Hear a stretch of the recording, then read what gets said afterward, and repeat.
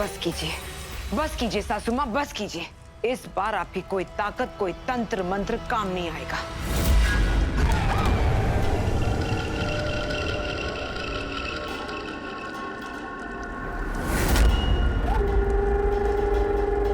कितने मौसम, कितनी जिंदगियां आकर चली गईं, पर आप नहीं बदली बहू रानी। तब भी बस धमकियां देती थीं, आज भी बस धमकियां ही दे रही हैं। तेवर जरूर हमारे जैसे हैं, पर फर्क इतना है कि बिल्ली सिर्फ पंजा दिखाती है और शेरनी पंजा मारती है।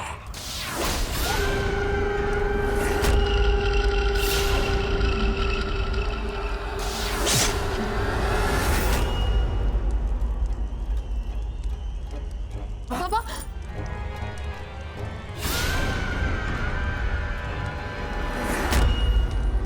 मार।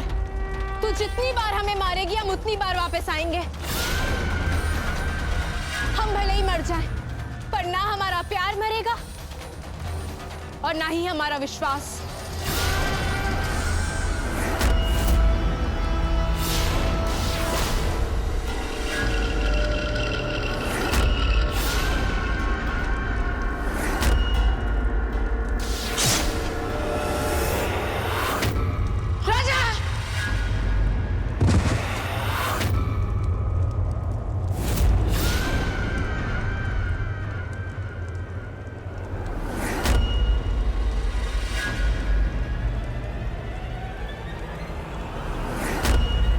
डाकिनी की एक नहीं 1000 आंखें होती हैं।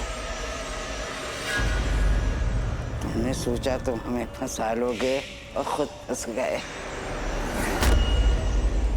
एक था राजा, एक थी रानी। राजा तो मर गया,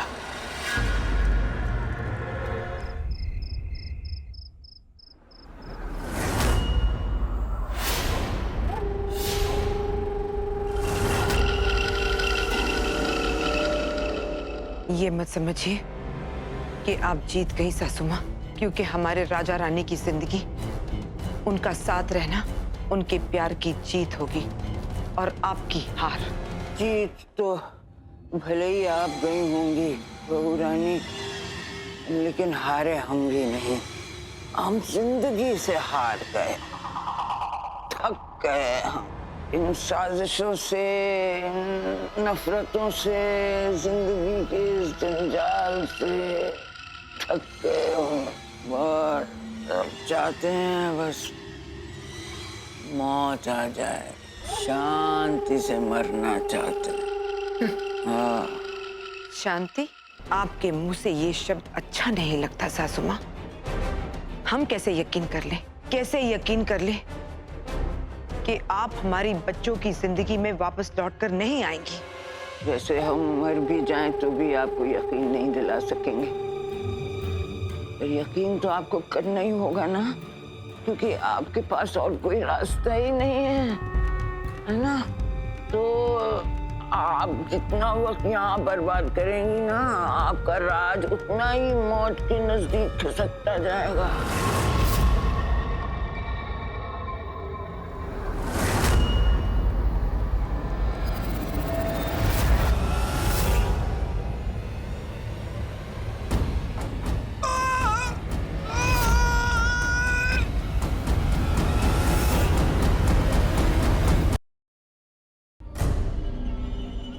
होटल, तुमने हमें धोखा दिया।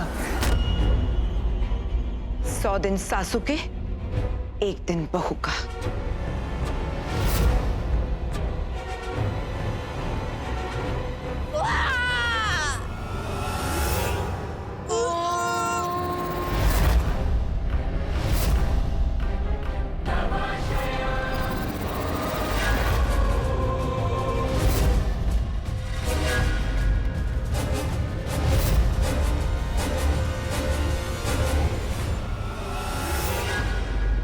दादू,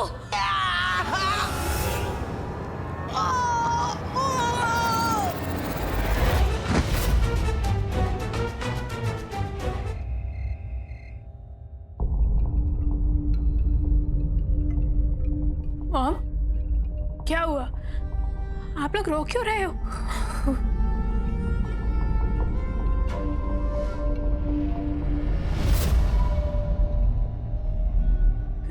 राज, नहीं, ऐसा नहीं हो सकता।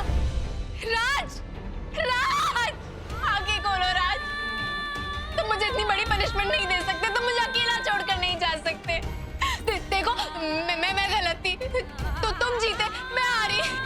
मैं तुम्हारे सामने कुछ नहीं हूँ, तुम मुझसे भी ज्यादा स्ट्रांग हो। मैंने झूठ बोला था, मैं तो बस एक स्टूपिड सी लड़की हूँ जो तुमसे बहुत प्यार करती है। राज प्लीज आगे खोलो राज।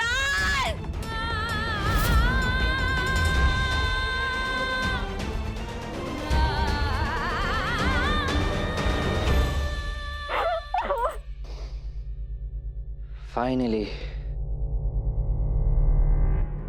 राज, आखिर तुम्हें समझ तो आया कि लड़कियां लड़कों से स्ट्रांग नहीं होती।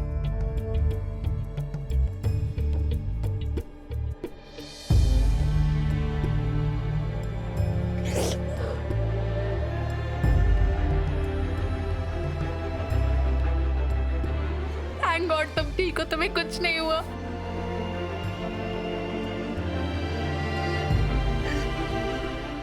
लेकिन राज, मुझे और दादू को डाकिनी ने दिखाया था कि तुम। मुझे पता था कि वो डाकिनी तुम्हें कमजोर करने के लिए मेरा इस्तेमाल जरूर करेगी, इसलिए मैंने डॉक्टर के साथ मिलके उसे उल्लू बना दिया।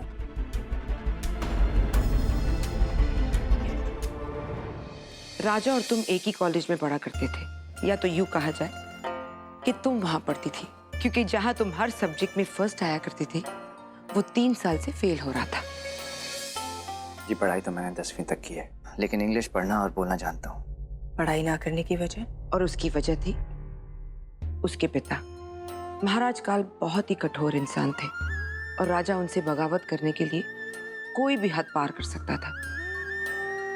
वो चाहते थे कि उनका बेटा पढ़ लिख कर बहुत बड़ा इंसान बने, लेकिन राज उनकी इच्छा कैसे पूरी होने देता, इसीलिए वो जानबूझकर फेल होता रहा। पर ये क्या बात हुई?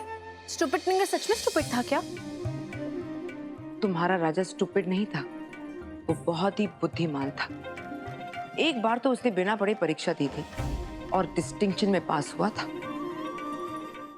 सरप्राइज! चलो जल्दी से इनमें से कोई एक चूज कर लो। मुझे ये सब नहीं चाहिए, मैं भाड़े के सूट में सगाई नहीं करना चाहता। यू स्टूपिड टिंगर, ये भाड़े के नहीं है, सब तुम्हारे हैं। मेरे नहीं, ये तुम्हारे हैं, और सही मायनों में ये तुम्हारे भी नहीं। मान राजू, तुम ऐसे क्यों बोल रहे हो? अगर तुम मुझे मैं जैसा हूँ अपना नहीं सकती, तो अभी इसी वक्त अपना ये फैसला बदल दो।